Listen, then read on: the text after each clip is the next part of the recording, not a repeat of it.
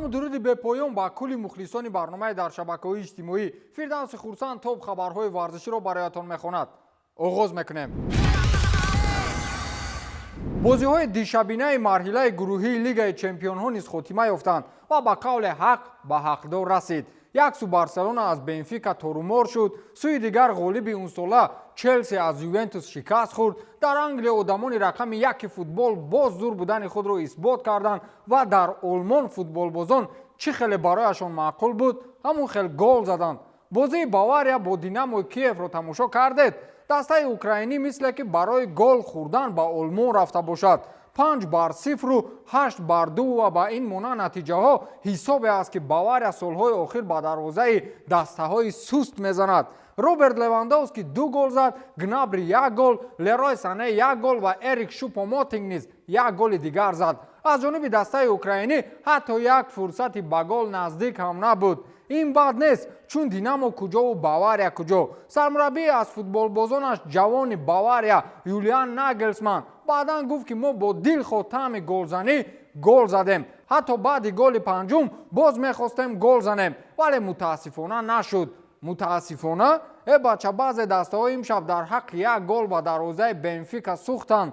хулосо гуфтааст ки бе истиснои ягон бозингар мо бо боварӣ имшаб хостори ғолибият будем. ҳатто баъди голи панҷум боз мехостем гол занем. ман 100% аз ҳисоби бузург розиам, чун баъди тезгол на ҳама вақт даста метавонад ҳамин рӯҳияро нигоҳ дорад. мо бо дилхоҳ таъми голзанӣ гол задем ва аз ҳама муҳим ин аст ки мо ба дарвозаи худ гол сар надодем, гуфтааст Юлиан Нагелсман. собиқ футболбози мунтахаби Фаронса Роберт Пирес бар он назар аст ки ҳоли ҳозир дар Аврупо ба сатҳи дастаи Бавария дастаи дигаре пурқувват нест. ин мард гуфтанӣ аст ки имсол ғолибият дар финали Лигаи чемпионҳо моли Бавария аст. шумо ба ин боварӣ доред? ман боварӣ дорам, танҳо дар як ҳолате ки дар Англия ягон обхезии калон шавад.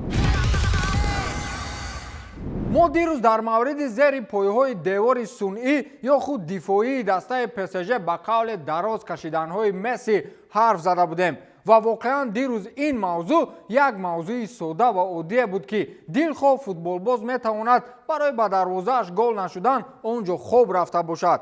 хайр ба қавле дирӯз ин корро кардан насиби Месси будааст ва ин чиз иттифоқ афтод. аммо имрӯз ин амали Месси ва ё намедонам қарори Почетино ҷомеаи футболиро ба пой хезонд. дар аввал мухлисонаш як садо бароварданд ва баъдан собиқ футболбози дастаи Манчестер Юнайтед ва ҳоли ҳозир таҳлилгари футболии шабакаи машҳури BT Sport Рио Фердинанд бар зидди дар он ҷо хоб рафтани Месси баромад. магар месазад ки Мессии дастонро лоиқи ин мавқеъ бидонӣ?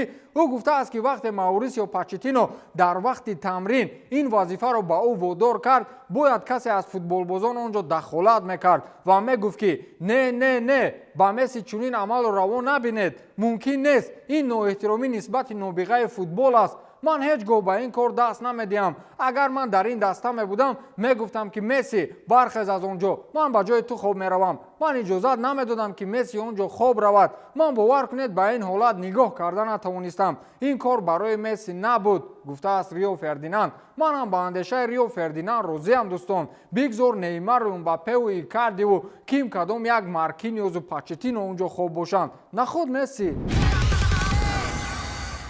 форса Барса. ҳоло ҳам мухлисони Барселона ҳамин шиорро истифода мебурда бошанд. ҳоло дар Каталония ва кулли Аврупо ҳаводорони Барселона хостории худро нисбати истеъфои Роналд Куман баён мекунанд. аммо ҳоландӣ ҳоло ҳам бо ҳамин натиҷаҳои бади даста худро арзандаи ин курсӣ мешуморад.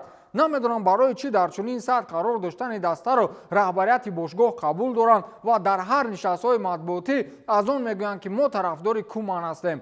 ҳоли ҳозир тарафдори Куман будан ба фикрам мухолифи пешравии даста будан аст. 99.9% мухлисони Барселона баронанд ки ҳарчи зудтар Роналд Куманро аз даста бартараф намоянд, вале мегӯянд барои одами беномус фарқ надорад ки дар табақи хӯрок тори гесӯи дилбар аст ва ё мӯйлаби акбар. одами мефаҳмидагӣ худро баҳо медиҳад ки ӯ воқеан арзанда аст ё не. агар не, пас худаш хулоса барорад. гумонам ҳамин хел рафтан гирад мутахассиси ҳоландиро сангборон карда ё бадарға мекунанд ё мекушанд. کمان در مورد استعفایش گفته است که من در مورد آینده هم حرف نمیزنم چون این در دست من نیست، اما در نتیجه بازی واقعا مربی جوابگو است. با ما حال حاضر چندین فوتبال بازان خوب نمیرسند. در این بازی از چند جهت ما برتری داشتیم ولی وقت حساب 2-0 شد دیگر صفت بازی ما کاهش یافت، گفته است رونالد کومن. دیدید این مربی چی گفت؟ با ما چند بازیگران خوب نمیرسند. آخر از مسی و گریزمان دیده باز در دنیا بازیگران خوب هست.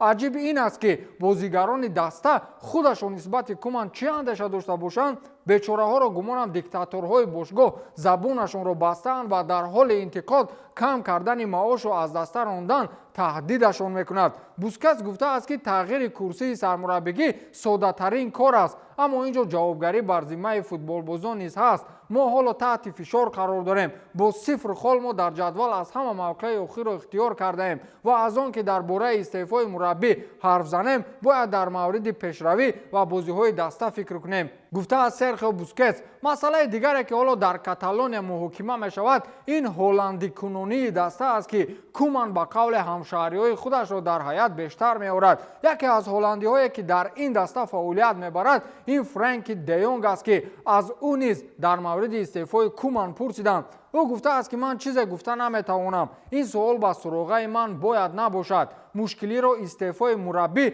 حل کردن نمیتواند. ما مهنت میکنیم و صدقاً زحمت میکشیم، متدهای مختلف را تجربه میکنیم ولی امروز موفق نشدیم، گفته است فرانک دیونگ. خلاص زمانهای طلایی بارسلونا دیگر تمام شد. اکنون این دسته را در قطار سویلیا و ویلیارئال و خطافه، بنفیکا، یانگ بویز، سرای کمر همراه میکنیم. مخلصان این دسته حال حاضر در رخصتی به پاریژ رفتند. اوسیا به نوبت است دوستان. در وقتش باید به حال مخلصان رئال نمیخندیدید که زمان به یوونتوس رفته بودند. اکنون میرویم سوی غالبیت به قول به 1 عذاب منچستر یونایتد. بازی با ویلیارئال برای دسته انگلیسی سهل و ساده پس سر نشد. آنها در میدان خودشان قریب 3 خال را از دست میدادند ولی با تقدیر مخلصان منچستر خدا برای آنها رونالدو گفتنی آدم آفریده است. رونالدو 1 گل زد و به قول 1 گل رکورد به دست آورد. مخلصان منچستر دست روی سینه مانده باید اقرار شوند که دستهشان مقابل دسته اسپانی تماما سوس بود و اگر ویلیارئال فرصت‌های خود را استفاده می‌برد دیگر نه رونالدو کمکشان می‌کرد و نه کاوانی که چشمانش را پوشیده توپ را با سر زد. بعد حساب 1-1 در دقیقه 95 بازی کریستیانو رونالدو از یک فرصتی که خودش تشکیل کرد با زدن گل دست یافت و برای نجات دسته از مساوی از بحر 1 کارت زرد گذشته پیراهن برآورد. دستاورد پیرکی بد نیست. در 5 بازی 5 گل. همین 1 گل رونالدو رو بینید که چی رکوردهای رو به میان آورد. این اولین گل درترین دسته منچستر یونایتد در تاریخ موجودیتش است. منچستر یونایتد 143 ساله است و در همین 143 سال یگان مرتبه در آخرین نفس‌ها یگان بازیگر دسته گل غلبه آور نزده است. اینش یک.